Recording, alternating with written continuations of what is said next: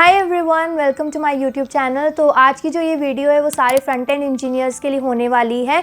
तो आज के इस पॉडकास्ट में हमने इनवाइट किया है प्रज्वल भाटिया को, who has 4.5 plus years of experience as a front end developer। और उन्होंने रिसेंटली एक रिमोट जॉब भी क्रैक किया है और जिसमें वो काम कर रहे हैं। तो उनसे जानेंगे उनकी फ्रंट एंड जर्नी के बारे में। तो जो भी फ्रेशर्स हैं और कोई भी अपना करियर बिल्ड करना चाहते हैं फ्रंट एंड में, तो वो कैसे अपनी जर्नी स्टार्ट कर सकते हैं। अगर कोई रिमोट जॉब क्रैक करना चाहता है तो उसकी क्या स्ट्रैटेजीज होनी चाहिए, और अगर आप फ्रेशर और एक्सपीरियंस प्रोफेशनल हो तो क्या सैलरी रेंज एक्सपेक्ट कर सकते हो। तो इन सभी चीज़ों के बारे में हम डिस्कस करेंगे इस वीडियो में। So stay tuned, keep watching this video. और अगर आपको कंटेंट पसंद आए so do like, share and subscribe. तो चलिए स्टार्ट करते हैं।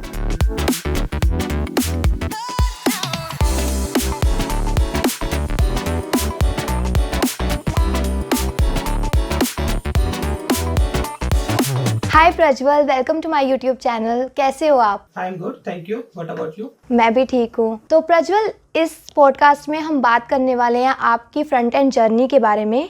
तो ज़्यादा टाइम आपका ना लेते हुए स्टार्ट करते हैं इंट्रोडक्शन से।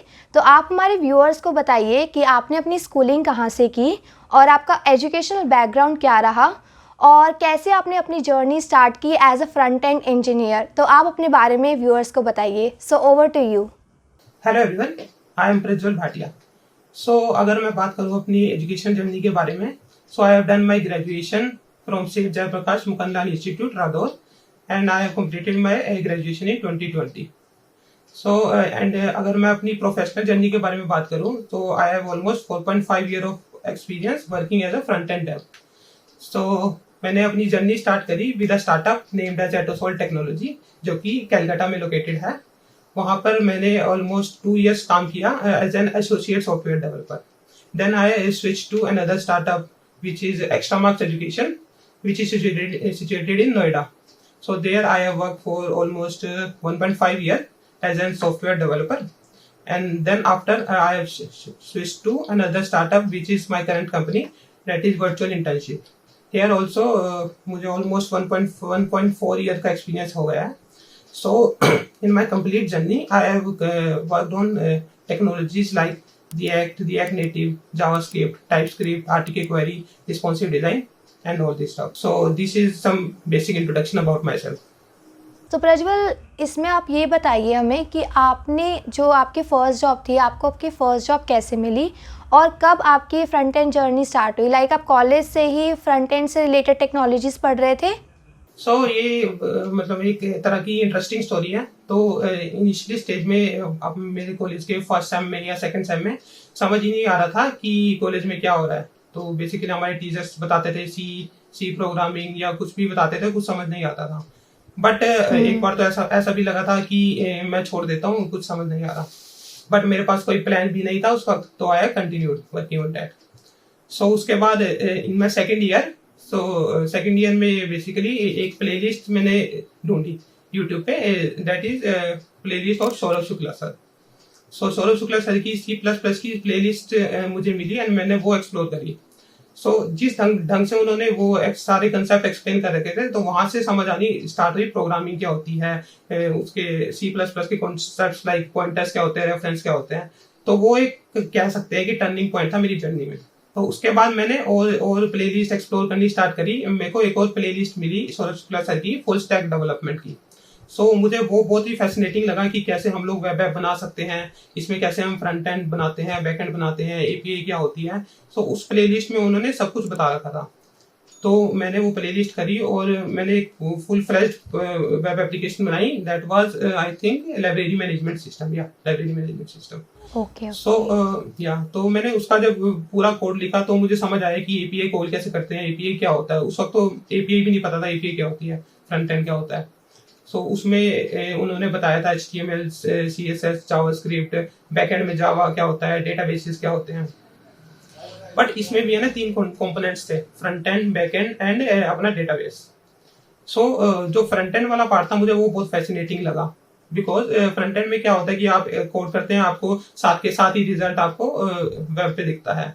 सो वो जो वर्ल्ड है ना, वो मुझे बहुत फैसिनेटिंग लगा। So I have continued working on my front end skills from there only. Okay. So इसके बाद अब टाइम था कि अब हम कुछ नए प्रोजेक्ट्स पे काम करें। उस टाइम पे तो एक नेशनल लेवल की हैकाथॉन थी जो कि गवर्नमेंट ऑर्गेनाइज करती थी, which is smart India hackathon. तो हमारी टीम तो बेसिकली हम लोगों ने टीम बनाई जो कुछ डेवलपर्स थे हमारी क्लास में, जिसमें से मैं एक फ्रंट एंड डेवलपर था, एक मेरा दोस्त जो बैक एंड डेवलपर था, और 2-3 और स्टूडेंट हमने इकट्ठे करके एक 5 मेंबर्स की टीम बनाई। स्मार्ट इंडिया हैकाथॉन में बेसिकली क्या होता है कि अलग अलग मिनिस्ट्रीज होती हैं, तो उनके अंडर अलग अलग प्रॉब्लम स्टेटमेंट होती है, तो हम लोगों को उनमें से एक स्टेटमेंट पिक करके उसका सोल्यूशन सबमिट करना पड़ता है, एक रफ आइडिया सबमिट करना पड़ता है ताकि हम उसमें पार्ट ले सके। तो हम लोगों ने ऐसे ही मजाक में कर दिया, बट लकीली हमारा वो जो प्रपोजल था वो एक्सेप्ट हो गया। तो हम लोगों ने हैकाथॉन भुवनेश्वर में जाके कम्पीट करी, और वहाँ पे हम लोगों ने 50,000 का कैश प्राइज भी विन किया। हम लोगों को 7th पोजीशन आई थी। तो वो एक बहुत बड़ा टर्निंग पॉइंट था, क्योंकि वहां से एक अलग लेवल का कॉन्फिडेंस आ गया कि नहीं, अब हम कुछ कर सकते हैं। उस हैकाथॉन प्रोजेक्ट में भी मैंने फ्रंट एंड टेक्नोलॉजी पे काम किया था, HTML, CSS, JavaScript, responsive design, ये सब। तो आप जो ये बोल रहे हो कि आपने प्रपोजल सबमिट किया था, तो आपने कौन सी एप्लीकेशन बनाई थी? तो हम लोगों ने एक एप्लीकेशन बनाई थी ऑगमेंटर करके। उसका कंसेप्ट क्या था वो तो मुझे इतना याद नहीं है, बट एक वेब एप्लीकेशन थी, वो बेसिकली एक मीडिएटर की तरह काम करती थी कि अगर किसी स्टार्टअप को बेसिकली अगर फंडिंग चाहिए तो उनको फंडर से मिलवाती थी। तो ये बेसिकली हमारा आइडिया था। ओके, तो इसमें आपने फ्रंट एंड का काम किया था या बैक एंड भी इन्वॉल्व था? फ्रंट एंड का काम मैंने किया था, बैक एंड का काम मेरे एक दोस्त ने किया था, और बाकी सब चीजें हम लोगों ने मिलकर की थी। हमारी 5 मेंबर्स की टीम थी। Okay, got it. तो वहां से हम लोगों को कॉन्फिडेंस आया कि हम लोग कुछ कर सकते हैं इसमें, इस टेक्नोलॉजी में। तो मैंने फ्रंट एंड पे और फोकस करने लगा। तो उस हैकाथॉन्स के आने के बाद हम लोगों ने, हमारी सेम टीम ने एक और हैकाथॉन में पार्ट किया 4-5 months later, which was organised in Delhi के एक कॉलेज में ऑर्गेनाइज की थी। तो उस हैकाथॉन में भी हम लोगों ने ऐसे ही कुछ वेब एप्लीकेशन बनाया था वहां पर, लेकिन मैंने as a front end developer काम किया था, लेकिन वहां पे मैंने एक फ्रेमवर्क यूज किया था, दैट इज एंगुलर। वहां से मुझे पता लगा कि फ्रंट एंड में फ्रेमवर्क्स भी कुछ होते हैं, तो फ्रेमवर्क में कैसे काम करते हैं। वहां पे हम लोग कुछ प्राइज तो नहीं जीते, बट वहां से एक पता लगा कि फ्रेमवर्क्स क्या होते हैं, और हमारी स्किल्स इंक्रीज हुई। इसके बाद मैंने कुछ इंटर्नशिप्स करी, some internship from Internshala, some were paid and some were unpaid. This is how I started my front end journey. Okay, great.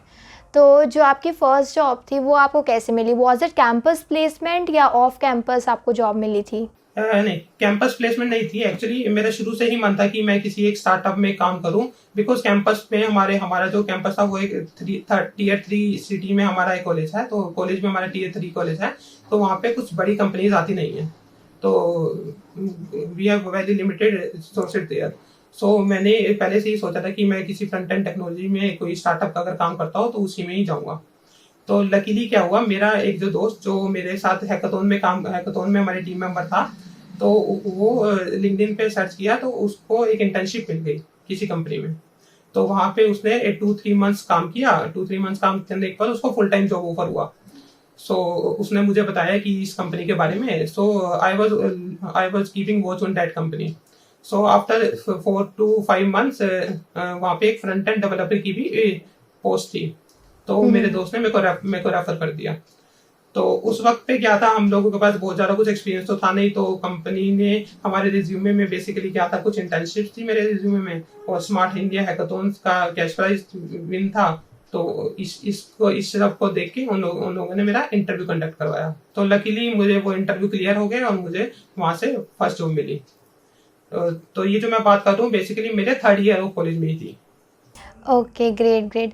पर प्रज्वल, मैं रीज़न जान सकती हूँ? आपने अभी मेंशन किया कि आपके माइंड में था कि आपको किसी स्टार्टअप में ही काम करना है, तो क्या आप जो भी कॉलेज में कंपनीज आ रही थी उन कंपनीज में आप बैठे ही नहीं फॉर प्लेसमेंट, और क्या रीज़न था कि आपने डिसाइड किया हुआ था कि आपने अगर ज्वाइन करनी है तो कोई स्टार्टअप ही ज्वाइन करनी है? इसका रीजन ये था कि मेरी जो एंटायर जर्नी थी कॉलेज की, मैंने फ्रंट एंड टेक्नोलॉजी पे ही काम किया था और मैंने प्रोजेक्ट्स पे ही काम किया था और मैंने डीएसए पे बिल्कुल फोकस नहीं किया था। बट जब मैंने सीनियर से बात करी, अपने दोस्तों से बात करी, तो पता लगा कि डीएसए तो मस्ट है अगर कैंपस प्लेसमेंट लेनी है। तो वो एक मेरे माइंड में एक क्वेश्चन था कि डीएसए मैंने प्रिपेयर नहीं किया, तो मैं कैंपस प्लेसमेंट की जगह कुछ बाहर ट्राई करता हूँ, तो कुछ स्टार्टअप्स में ट्राई करता हूँ, तो मुझे शायद कुछ मिल जाए।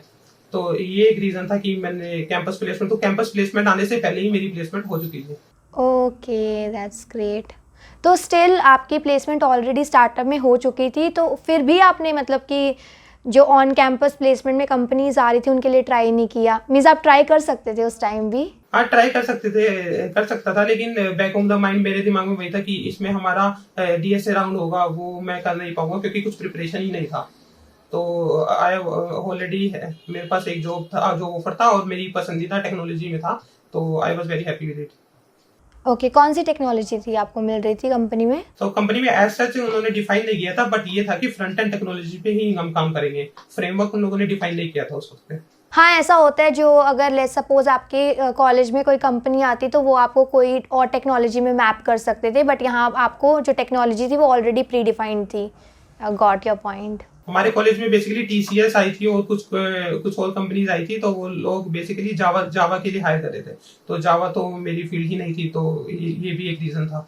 तो प्रज्वल, सपोज करो कोई फ्रेशर है और वो अपनी फ्रंट एंड की जर्नी स्टार्ट करना चाहता है, मतलब कि कोई भी फ्रेशर अपना फ्रंट एंड में करियर स्टार्ट करना चाहता है, बट उसे कोई आइडिया नहीं है कि वो अपना करियर कैसे स्टार्ट कर सकता है फ्रंट एंड में। लाइक उसे ये नहीं पता कि उसे क्या स्टार्ट करना है, तो आप उसे गाइड करें कि वो अपनी जर्नी कैसे स्टार्ट कर सकता है, उसे कौन कौन सी टेक्नोलॉजी सीखनी चाहिए, अभी मार्केट में कौन कौन सी टेक स्टैक का ट्रेंड है, ताकि उसे सीख कर वो एक फ्रंट एंड इंजीनियर बन सकता है। तो बेसिकली करियर को वे देने के लिए आप बताइए कि उसे क्या क्या स्ट्रैटेजी फॉलो करनी चाहिए to be a front end developer. जब हम लोगों ने स्टार्ट किया था बेसिकली ईयर 2017, तब हमारे पास कुछ रोड मैप्स नहीं होते थे, यूट्यूब पे इतने प्लेलिस्ट नहीं होते थे। बट इफ अगर आज कोई स्टूडेंट अगर किसी भी टेक्नोलॉजी में कुछ भी करना चाहता है तो उसको बहुत सारे रोड मैप्स मिल जाएंगे। बट मैं एक ओवरव्यू दे देता हूँ कि अगर आज कोई चाहता है कि फ्रंट एंड डेवलपर बनना 2024 में, तो वो क्या कर सकता है।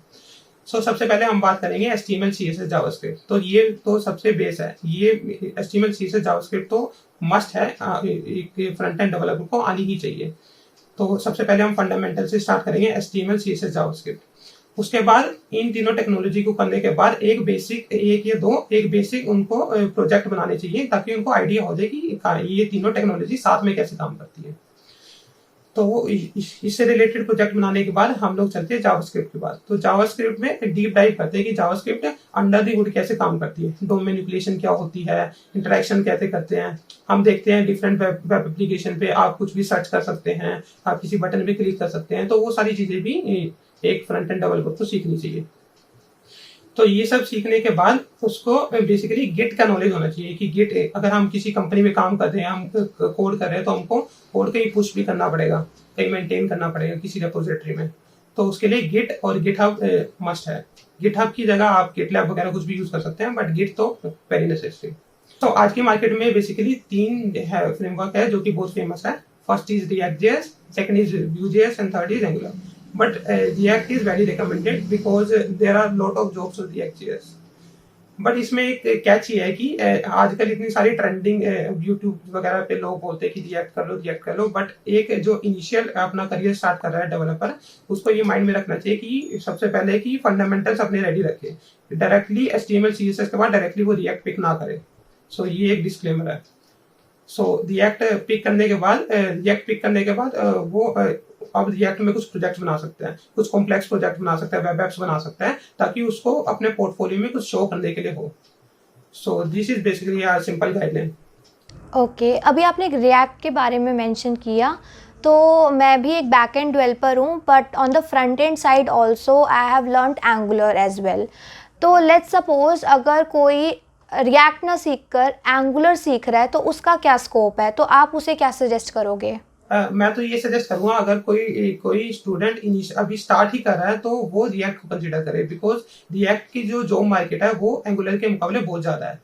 अगर कोई करंटली एंगुलर में वर्क कर रहा है तो ऐसा नहीं है कि एंगुलर खराब है और एंगुलर की जॉब मार्केट नहीं है, बट React.js कंपनीज आजकल प्रेफर कर रहे हैं, तो उनकी जॉब मार्केट और possibility of getting a job ज्यादा है।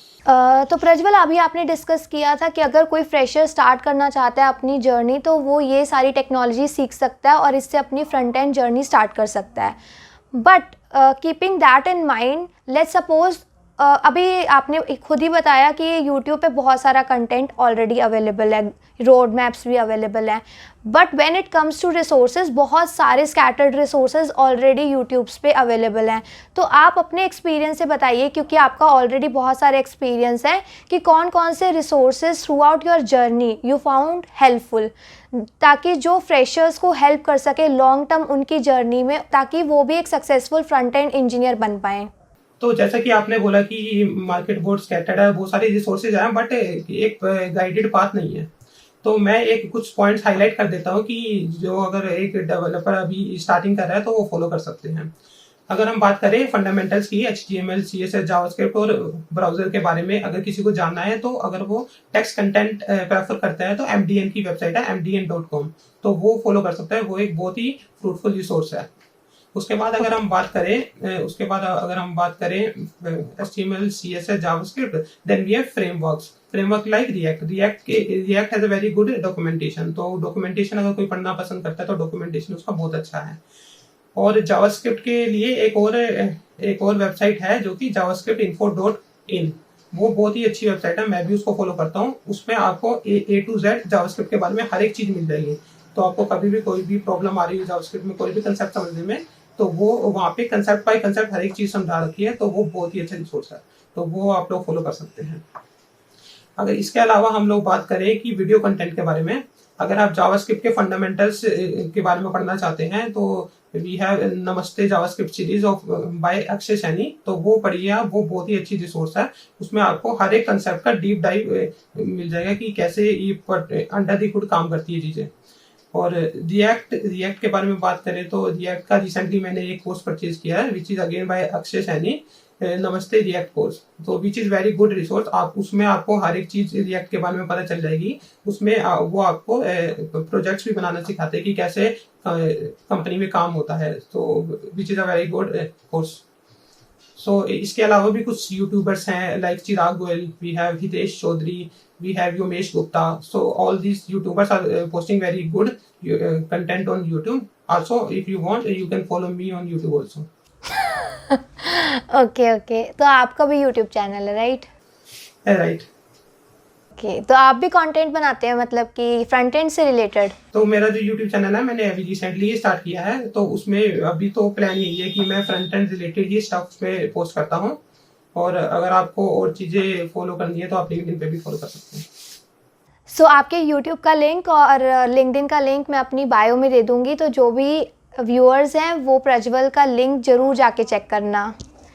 तो yes, so moving on Prajwal, next actually जैसे कि आपने मेंशन किया था कि अगर हम बैकएंड की बात करते हैं तो आप ने TCS या जो भी कंपनीज़ आपके कॉलेज में आई थी, उन कंपनीज़ में आप इसलिए नहीं बैठे थे क्योंकि आपको लग रहा था कि वो DSA पूछेंगे आपसे, राइट? एंड उनकी जो हायरिंग थी वो जावा के अक्रॉस थी। बट लेट्स सपोज मैं भी एक बैकएंड इंजीनियर हूँ एंड आई नो कि that companies ask DSA questions, but कोई फ्रेशर है and he wants to start his career as a front end engineer, तो क्या रिक्वायरमेंट रहती है DSA की to be a front end developer? मतलब कितना अमाउंट ऑफ DSA रिक्वायर्ड है और कितना अमाउंट ऑफ DSA हम स्किप कर सकते हैं अगर हम एक अच्छे फ्रंट एंड इंजीनियर बनना चाहते हैं और बिग टेक कंपनीज और इवन स्टार्टअप्स को क्रैक करना चाहते हो? तो आप अपना व्यू पॉइंट शेयर करो। इसमें हम लोग बात करेंगे डिफरेंट एस्पेक्ट के बारे में।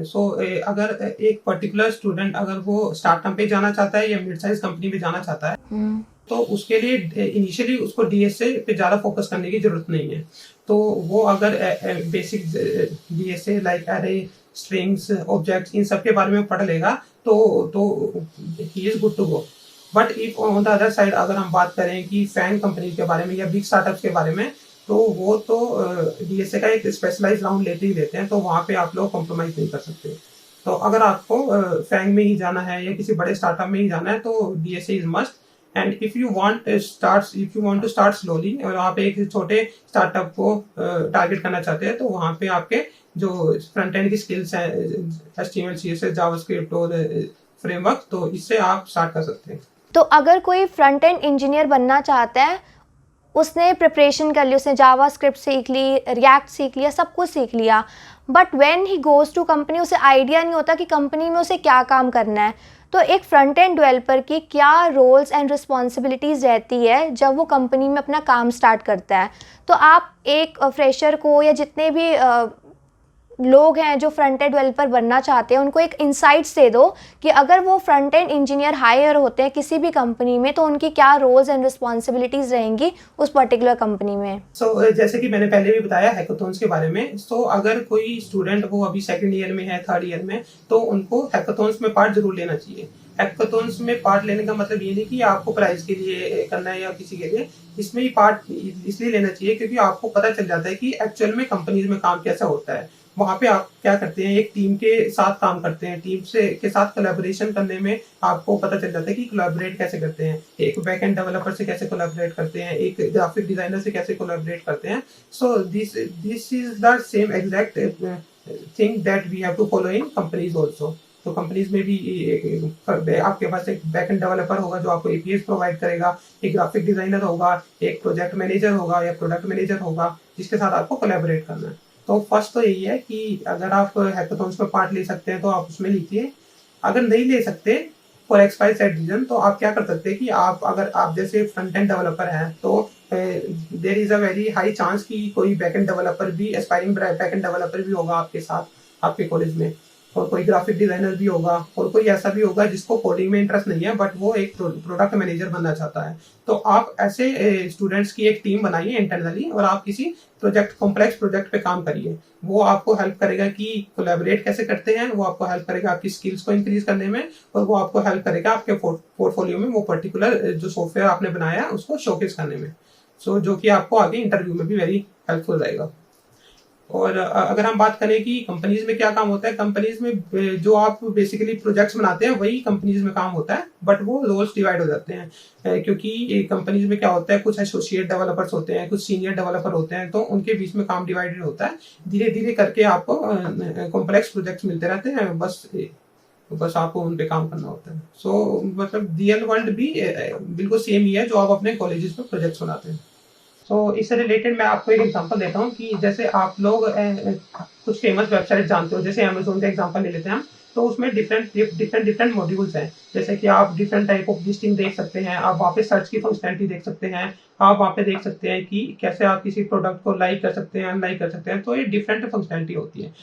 हर एक फंक्शनैलिटी, हर एक मॉड्यूल्स बेसिकली अलग अलग टीम के, जब एक बड़ी कंपनी में आप काम करते हैं तो हर एक मॉड्यूल एक अलग टीम के पास होता है, तो उसमें भी अलग अलग डेवलपर्स होते हैं अलग अलग रोल के लिए। तो इफ यू आर एसोसिएट तो आपको एक छोटी प्रॉब्लम्स दे देंगे, आपको एक छोटा कंपोनेंट बनाने के लिए देंगे। बट इफ आप एक सीनियर डेवलपर हैं तो आपको आपकी रिस्पॉन्सिबिलिटी ये रहेगी कि इन चीज़ों को ऑप्टिमाइज कैसे करा जाए, परफॉर्मेंस कैसे इंक्रीज करा जाए, because front end is all about performance. अगर आपकी वेब एप्लीकेशन की परफॉर्मेंस अच्छी नहीं है तो आप यूजर को रिटेन नहीं कर पाएंगे और वहाँ पे यूजर का डिग्रेड आ जाएगा। तो परफॉर्मेंस वेरी मस्ट है, और आर्किटेक्चर डिजाइन करना वो भी फ्रंट एंड डेवलपर का ही काम होता है।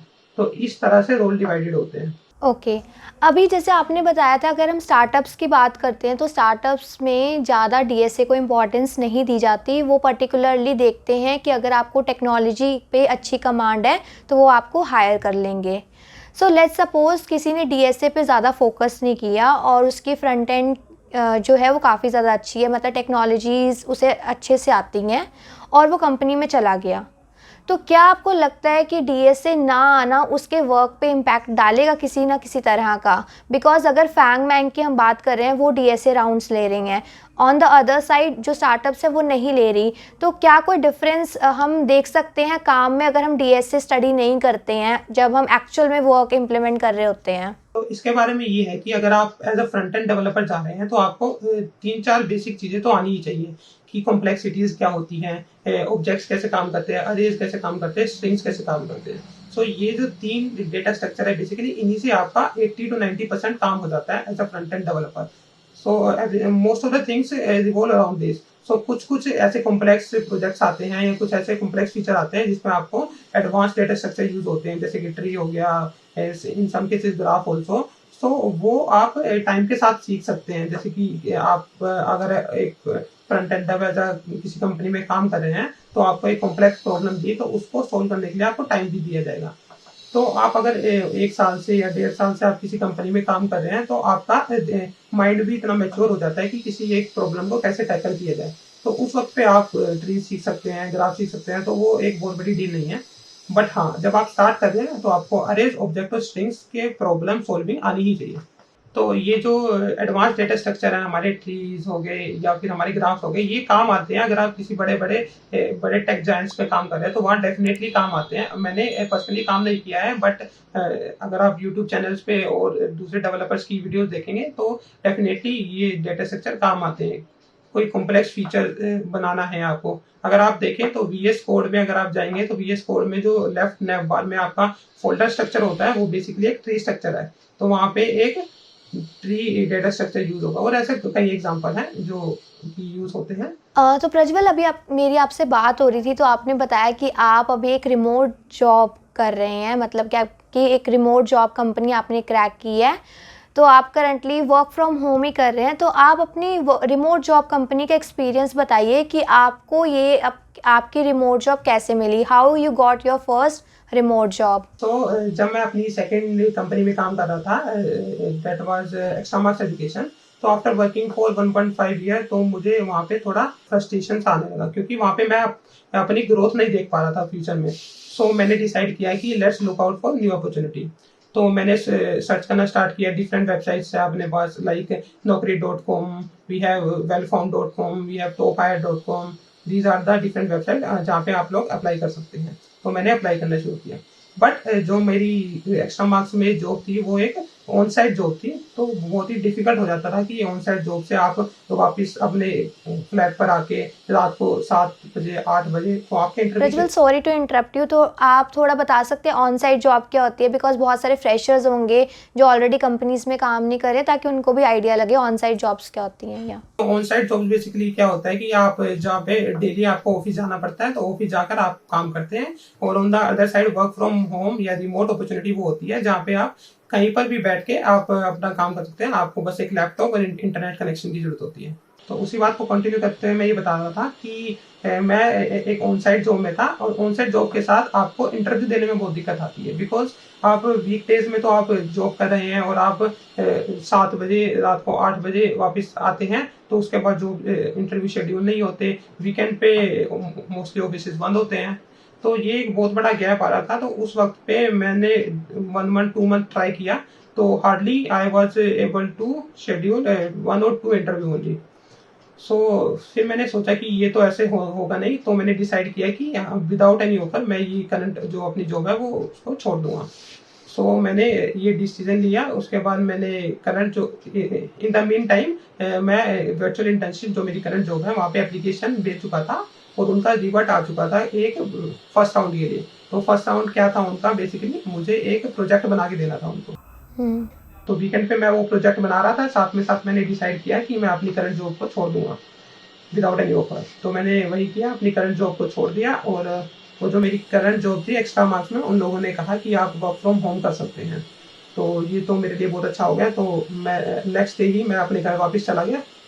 तो within almost 10 days revert back आया वर्चुअल इंटर्नशिप की तरफ से to share for next round. तो हम लोगों ने नेक्स्ट राउंड किया। मीनवाइल मैंने कुछ और कंपनीज में भी इंटरव्यू दिए थे, उनके भी फर्स्ट राउंड सेकंड राउंड ऐसे ये सब चल रहा था।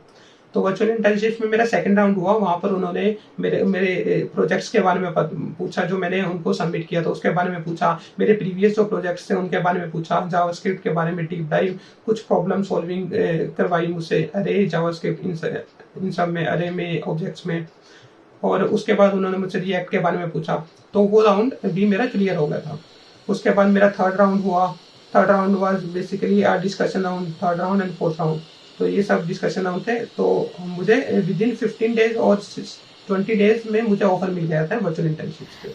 सो प्रज्वल, आपने काफ़ी सारे इंटरव्यूज फेस किए हुए हैं, तो आप अपने एक्सपीरियंस से थोड़ा अगर व्यूअर्स को हेल्प कर सकते हैं कि किस टाइप के इंटरव्यू क्वेश्चंस पूछे जाते हैं अगर कोई भी फ्रंट एंड डेवलपर बनना चाहता है, अगर कोई फ्रेशर है या लेट्स सपोज एक्सपीरियंस्ड है, किस टाइप के इंपॉर्टेंट इंटरव्यू क्वेश्चंस आपको लगते हैं कि कोई टारगेट कर सकता है और शॉर्ट सिलेक्शन उसका हो सकता है as a front end developer. तो मैं अपना एक्सपीरियंस से ये बताता हूँ कि क्योंकि मैंने ज़्यादातर स्टार्टअप्स में ही काम किया है, तो मैं स्टार्टअप्स की ही बात करूंगा तो अगर कोई फ्रेशर एक स्टार्टअप में जाना चाहता है as a front end developer, तो वो एक्सपेक्ट कर सकता है कि उसको क्वेश्चंस पूछे जाएंगे अराउंड जावास्क्रिप्ट। जावास्क्रिप्ट में उसको फंडामेंटल्स नॉलेज होनी चाहिए कि डीप डाइव जावास्क्रिप्ट काम कैसे करती है, बिकॉज जावास्क्रिप्ट एक अलग लैंग्वेज है, उसमें कुछ ऐसे कंसेप्ट हैं जो बाकी किसी और लैंग्वेज में नहीं है, जैसे कि स्कोपिंग, क्लोजर्स, हमको डेटा टाइप्स के बारे में पता होना चाहिए, हमको प्रोमिसेस के बारे में पता होना चाहिए, फॉलबैक्स क्या होती हैं। तो ये कुछ चीज़ें हैं जो जावास्क्रिप्ट में पता होनी चाहिए।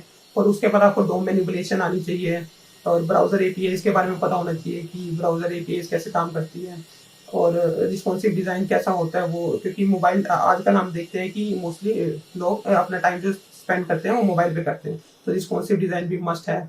तो ये सब चीज़ें हैं, इनके अराउंड फ्रंट एंड डेवलपर जो अभी स्टार्ट कर रहे हैं वो एक्सपेक्ट कर सकते हैं अपने इंटरव्यू में क्वेश्चंस।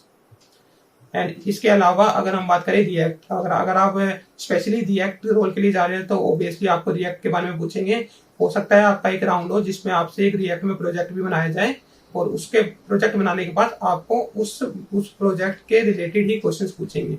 तो जब भी आपकी कोई ऐसा असाइनमेंट सबमिट कर रहे हैं तो आप मेक श्योर करें कि आप जो है अपना कोड जो सबमिट करेंगे वो कमिट बाय कमिट करें, और जो आपका फोल्डर स्ट्रक्चर हो, जो आपका कोड लिखने का तरीका हो वो एक अच्छा होना चाहिए, क्योंकि इंटरव्यूअर वही चेक करता है कि आपने कोड कैसे कमिट किया है, आप कैसे कमिट मैसेजेस लिखते हैं, आपका कोड कैसे स्ट्रक्चर्ड है अब डिफरेंट फोल्डर्स में, डिफरेंट कंपोनेंट्स में। एंड इफ हम लोग बात करें कि रिएक्ट के क्वेश्चन के बारे में, रिएक्ट में आपसे पूछ सकते हैं कि लाइफ साइकिल मेथड क्या होते हैं, हुक्स क्या होते हैं, और रेंडरिंग क्या होती है, और हम लोग रिएक्ट क्यों यूज करते हैं, क्यों हम लोग ने HTML CSS जावास्क्रिप्ट से स्विच करके रिएक्ट में काम करना स्टार्ट किया, और why react is so popular, JSX क्या होता है, और हम जो रिएक्ट है उसको, रिएक्ट के कोड को ऑप्टिमाइज कैसे कर सकते हैं ताकि हमारा जो कोड है बार बार रेंडरिंग ना हो, रेंडरिंग प्रोसेस को कैसे हम ऑप्टिमाइज कर सकते हैं।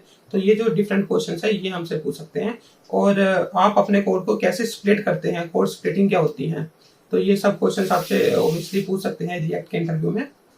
और जावास्क्रिप्ट में अगर आप जाते हैं, जावास्क्रिप्ट में अगर आप एडवांस 1-2 ईयर्स का आपको एक्सपीरियंस है तो आपको और भी deep dive performance related stuff पूछ सकते हैं, जैसे कि डिबाउंसिंग क्या होती है, थ्रॉटलिंग क्या होती है, और कुछ आपसे प्रॉब्लम सॉल्विंग करवा सकते हैं एडवांस लेवल की। So this is how one can expect questions in different technologies. तो प्रज्वल, अगर कोई भी अपना फ्रंट एंड में करियर स्टार्ट करता है तो व्हाट सैलरी और व्हाट पैकेज ही और she can expect, means if you are a fresher तो क्या सैलरी रेंज एक्सपेक्ट की जा सकती है, और लेट्स सपोज कि अगर आप प्रोफेशनल हो, एक्सपीरियंस प्रोफेशनल हो, तो उस केस में let's suppose we have 3 to 4 years of experience, तब क्या सैलरी रेंज एक्सपेक्ट की जा सकती है। तो एक फ्रेशर की टर्म्स में और एक 3 to 4 years एक्सपीरियंस प्रोफेशनल की टर्म्स में क्या सैलरी रेंज हो सकती है as a front end developer. So salary range की बात करें तो ये बहुत ही सब्जेक्टिव क्वेश्चन है, बट हम लोग एक आइडिया ले लेते हैं कि कैसे ये काम करता है। सो आप अगर एक स्मॉल स्टार्टअप को टारगेट कर रहे हैं तो आप एक्सपेक्ट कर सकते हैं इनिशियली आपको 20 to 30K अराउंड मिल जाएगा पर मंथ। सो ये डिपेंड करता है आप स्टार्टअप पे, अगर आप फैंग कंपनी में जाते हैं या एक बड़े स्टार्टअप में जाते हैं तो आपको इससे अच्छा ऑफर भी मिल सकता है। तो अब मैं अपने एक्सपीरियंस से बता दूं तो आपको 20 to 30K एक स्मॉल स्टार्टअप में मिल सकता है। तो इफ अगर हम अपना एक्सपीरियंस इंक्रीज करते हैं, अगर आप एक 3 to 4 year experience front end developer हो तो आप एक्सपेक्ट कर सकते हैं कि एक स्मॉल साइज या मिड साइज स्टार्टअप में आप 15 to 20 लाख की रेंज में एक्सपेक्ट कर सकते हो। बट इसमें भी एक ये क्वेश्चन है कि अगर आप रिमोट डेवलपर्स की जॉब की बात करते हैं तो एज अ फ्रेशर ये बड़ा ही डिफिकल्ट हो जाता है कि आपको एक रिमोट ऑफर मिलेगा, बट एज अ एक्सपीरियंस आपको रिमोट ऑफर मिल सकता है और वहाँ पे सैलरी रेंज बढ़ भी सकती है।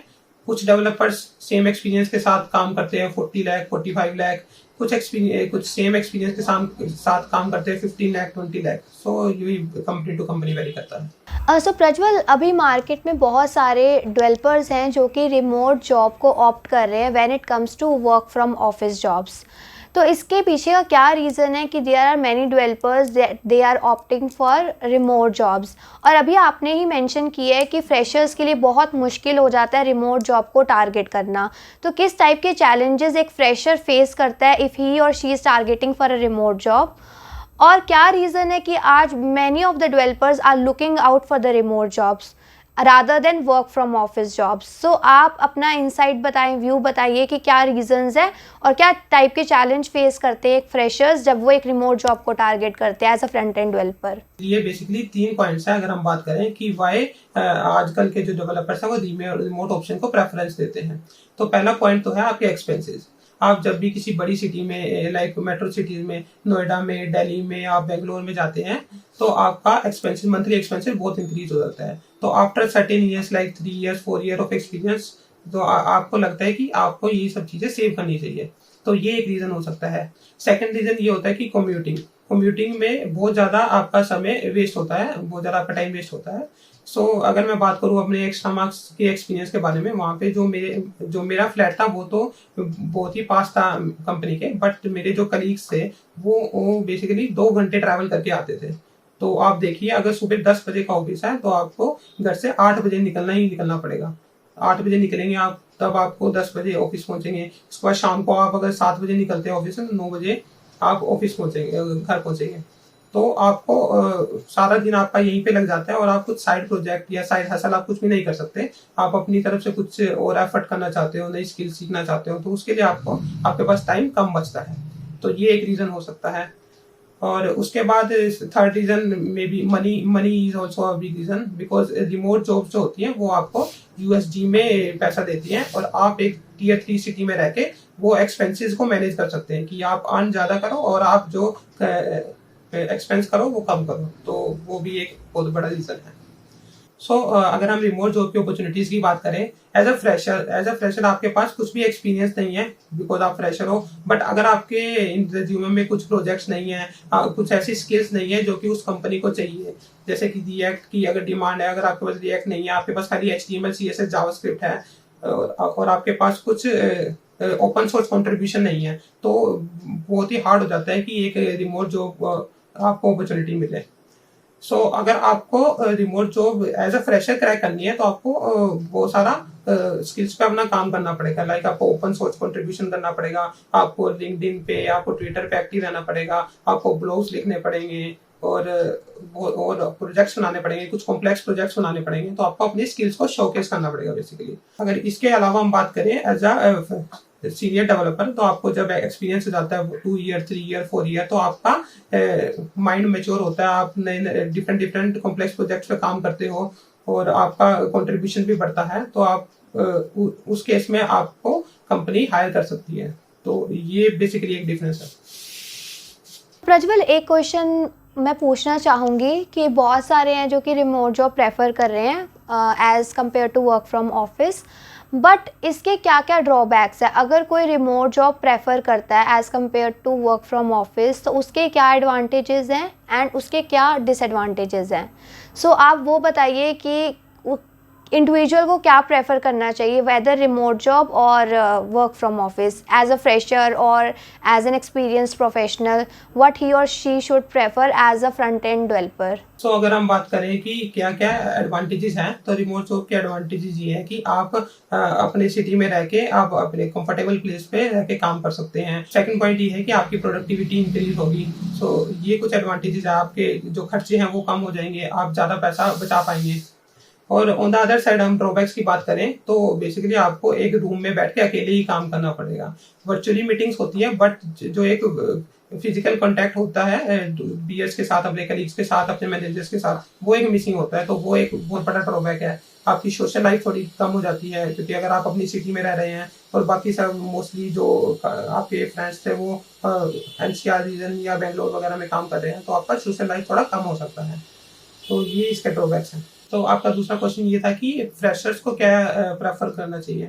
तो बेसिकली ये तो एक इंडिविजुअल चॉइस है, बट एज अ फ्रेशर आपको ऑन साइट अपॉर्चुनिटी को प्रेफरेंस देनी चाहिए, बिकॉज एज अ फ्रेशर आप रिमोट जॉब करेंगे तो आपको पता नहीं लगेगा कि ऑफिस में कैसा काम होता है, कैसे बेसिकली टीम्स के साथ कोलैबोरेट करते हैं, मैनेजर्स के साथ आपके रिलेशनशिप कैसे हैं। तो वो सब चीजें आपको अगर एक्सपीरियंस करनी है एंड एक नया एक्सपीरियंस लेना है तो आपको ऑन साइट ही जाना चाहिए। वहाँ पे आपकी बेसिकली टीम बिल्डिंग एक्सरसाइज होती है, आप इंटरेक्ट कैसे करते हैं, आप अगर किसी प्रॉब्लम में फंसे हैं तो आप अपने सीनियर से या अपने कलीग से कैसे पूछ सकते हैं। तो ये सब अगर आपको एक्सपीरियंस करना है तो आपको ऑन साइट अपॉर्चुनिटी लेनी चाहिए। ऑन द अदर हैंड अगर आपको लगता है कि नहीं मैं अकेला कर सकता हूँ और मैं अकेला ही मेरी प्रोडक्टिविटी ज़्यादा होती है, तो आप रिमोट भी प्रेफर कर सकते हैं। एक्सपीरियंस के लिए तो बेसिकली वो इंडिविजुअल चॉइस हो जाती है। तो अगर आप बहुत ही ज़्यादा एक्सट्रोवर्ट पर्सनैलिटी हो तो आप प्रेफर करोगे आप ऑन साइड जाके काम करो, नए नए दोस्त बनाओ daily. And on the other side आपको लगता है कि नहीं, मेरी प्रोडक्टिविटी इंडिविजुअल काम करने में ज़्यादा है और मैं एक जगह पे रह के नहीं, अलग अलग प्लेसेस पे जाके, कभी माउंटेन्स पे या कभी किसी और नई सिटी में जाके एक्सप्लोर करना चाहता हूँ, साथ में अपना काम भी मेरा सफर ना हो, तो आप उस केस में रिमोट जॉब प्रेफर कर सकते हैं। So as a experience developer, अगर आप चाहते हैं कि आप किसी साइड हसल पे काम करें, साइड प्रोजेक्ट्स पे काम करें, साइड हसल या साइड प्रोजेक्ट काम मतलब ये नहीं कि आप अपनी जो मेन जॉब है उसको चीट करें। साइड हसल और साइड प्रोजेक्ट का मतलब ये है कि जब आप अपनी मेन जॉब पे काम कर रहे हैं, उसके अलावा आपको जो भी फ्री टाइम मिलता है, आप उसमें कुछ अपना हॉबी परस्यू करना चाहते हैं, आप यूट्यूब चैनल करना चाहते हैं या किसी साइड प्रोडक्ट पे काम करना चाहते हैं, तो वो आप इजीली कर सकते हैं। जबकि ऑन साइड में ये काफ़ी डिफिकल्ट हो जाता है, बिकॉज ऑन साइड में आपके पास ओनली वीकेंड बचता है और वीकेंड पे भी आपको और वो काम होते हैं, तो वो बड़ा मुश्किल हो जाता है। तो प्रज्वल, आपका मैक्सिमम जो एक्सपीरियंस रहा है वो स्टार्टअप्स के साथ ही रहा है, तो आपको स्टार्टअप्स के वर्क कल्चर के बारे में बहुत अच्छे से आइडिया होगा। तो आप हमारे व्यूअर्स को बताइए कि स्टार्टअप्स का वर्क कल्चर कैसा रहता है। तो अगर कोई भी फ्रेशर हैं and they are looking out for a job, और अगर उनके पास कोई स्टार्टअप की अपॉर्चुनिटी आ रही है, तो क्या उन्हें वो अपॉर्चुनिटी ग्रैब कर लेनी चाहिए? बिकॉज मैंने आज तक MNCs में काम किया और स्टार्टअप्स में मैंने सुना कि काफ़ी ज़्यादा वर्क प्रेशर रहता है when it comes to MNCs। तो आप उसके बारे में बताइए कि क्या किस टाइप का प्रेशर रहता है, और क्या वर्क लाइफ बैलेंस है फ्रेशर्स के लिए या एक्सपीरियंस के लिए स्टार्टअप्स में एग्जिस्ट करता है? सो ये बेसिकली डिपेंड करता है कंपनी टू कंपनी। तो अगर एक फ्रेशर के पास कोई एक ऑफर है, तो मैं रेकमेंड करूंगा तो सबसे पहले वो जाके चेक करे कि पर्टिकुलर कंपनी के क्या रिव्यूज हैं। तो डिफरेंट डेवलपर्स ने अपने रिव्यूज ऑनलाइन सबमिट किए होते हैं, तो वो डेफिनेटली देख सकते हैं कि वर्क कल्चर कैसा है, कितना प्रेशर है। डेफिनेटली जो स्टार्टअप होते हैं उनमें काम ज़्यादा होता है, क्योंकि वो लोग एक्सपेक्ट करते हैं कि आप आए, आप फर्स्ट डे से उसमें कंट्रीब्यूट करने लग जाएं। और किसी किसी कंपनी में वर्क प्रेशर बहुत ज़्यादा होता है, तो आपको डिफरेंट टाइप्स के रोल्स भी वहाँ पे करने पड़ सकते हैं। तो कुछ मेरे फ्रेंड्स हैं, जैसे कि वो एक कुछ स्टार्टअप में काम कर रहे हैं, तो उनको वहाँ पे फ्रंट एंड भी काम करना पड़ता है, एज अ डेवऑप्स भी काम करना पड़ता है, कई बार एज अ बैक एंड भी काम करना पड़ता है। तो डिफरेंट रोल्स आपको करने पड़ सकते हैं, बट इसका फायदा ये है कि आपको डिफरेंट टेक्नोलॉजीज के बारे में पता लगेगा और आपकी जो स्किल्स है वो बहुत जल्दी से बढ़ती है, क्योंकि आप सब कुछ कर रहे हैं उस वक्त, फ्रंट एंड भी कर रहे हैं, बैक एंड भी कर रहे हैं। ऑब्वियसली आपका जो वर्क लाइफ बैलेंस है सफर होगा, बट इनिशियल फेज में आप उसको कॉम्प्रोमाइज कर सकते हैं। तो प्रज्वल, ये बताइए कि आपकी क्या एडवाइस रहेगी जो भी एस्पायरिंग फ्रंट एंड डेवलपर्स हैं। आपको क्या लगता है कि आपके इतने एक्सपीरियंस में आपने कौन कौन सी मिस्टेक्स की हैं जो कि आप इनिशियली अवॉइड कर सकते थे? So what advice you would give to the aspiring front end developers? तो एडवाइस तो बेसिकली मैं यही कहना चाहूँगा, जो भी एस्पायरिंग फ्रंट एंड डेवलपर है, नॉट ओनली फ्रंट एंड, जो भी कोई डेवलपर है, तो बेसिकली फोकस अपना फंडामेंटल्स पे रखें। क्योंकि आज हम देख रहे हैं कि रिएक्ट बहुत ट्रेंडिंग में है, हो सकता है आज ट्रेंडिंग में है, कल ट्रेंडिंग में ना हो, कल इसी जगह कोई और फ्रेमवर्क आए। बट हम ये देखते हैं कि जो भी फ्रेमवर्क है, चाहे वो एंगुलर है, रिएक्ट है या Vue.js है, वो on the top of JavaScript ही बने हैं। तो अगर आपका फंडामेंटल स्ट्रॉन्ग है, तो आप किसी भी फ्रेमवर्क पे आसानी से स्विच कर पाएंगे। तो यही मेरी एडवाइस रहेगी कि directly don't jump to any framework after doing HTML CSS। JavaScript के फंडामेंटल स्ट्रॉन्ग करो, थोड़ा एक्स्ट्रा टाइम लगाओ उस पर, और अपने फंडामेंटल स्ट्रॉन्ग करके उसके बाद आप फ्रेमवर्क पे स्विच करो। सो प्रज्वल, इसी चीज़ से मेरे दिमाग में एक और क्वेश्चन आता है कि अभी करंटली जो है वो फ्रंट एंड की मार्केट कैसी है और फ्यूचर स्कोप क्या रहेगा फ्रंट एंड डेवलपमेंट का? फ्रंट एंड में अगर हम रिएक्ट की बात करें, एंगुलर की बात करें और पर्टिकुलरली जावास्क्रिप्ट की बात करें, तो इनका फ्यूचर स्कोप क्या है? तो उसके बारे में आप थोड़ा बताइए। सो फ्यूचर स्कोप का तो ऐसे है कि कोई भी प्रेडिक्ट नहीं कर पाता, बट जो मार्केट ट्रेंड चल रहे हैं और जो टेक्नोलॉजीज हैं, तो जावास्क्रिप्ट तो अभी यहाँ पे काफी टाइम तक रहने वाला है। और जिस तरह से रिएक्ट की मार्केट बढ़ रही है, जिस तरह से कंपनी जो है रिएक्ट फ्रेमवर्क को अडॉप्ट कर रहे हैं, तो रिएक्ट भी अभी करंटली मार्केट में रहने वाला है।